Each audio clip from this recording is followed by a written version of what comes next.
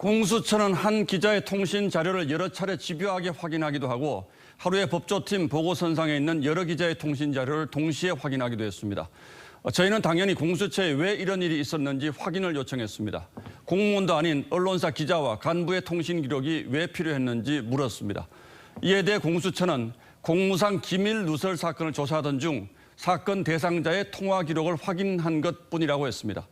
구체적으로 어떤 사건인지에 대해서는 답하지 않았습니다.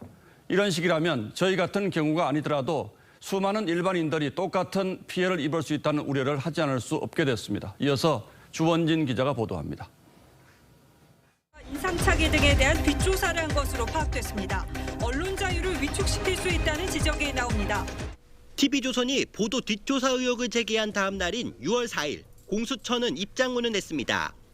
검찰만 보유하고 있어야 할 수사자료인 CCTV 영상이 부당한 경로로 유출됐다는 첩보 확인을 위해 CCTV 관리자를 대상으로 사실 확인 절차를 진행한 사실이 있다는 내용이었습니다. 그런데 해명 이후 공수처는 당시 보도를 한 취재 기자와 윗선인 데스크를 상대로 통신 자료를 집중 조회했습니다. 취재진은 지난달 22일 공수처가 기자 통신 자료를 조회한 사실을 처음 파악했고 공수처법상 수사 대상이 아닌 민간인 기자의 통신 자료를 조회한 근거를 알려달라며 정보 공개를 청구했습니다. 이후 공수처는 지난 1일 공무상 기밀 누설 사건과 관련해 사건 대상자의 통화 기록을 확인하던 중 조회하게 된 것이라고 답변했는데 수사 중 사건이란 이유로 구체적인 사건 내용 공개는 거부했습니다.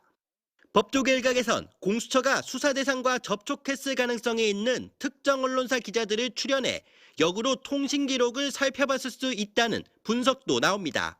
TV조선 주원진입니다.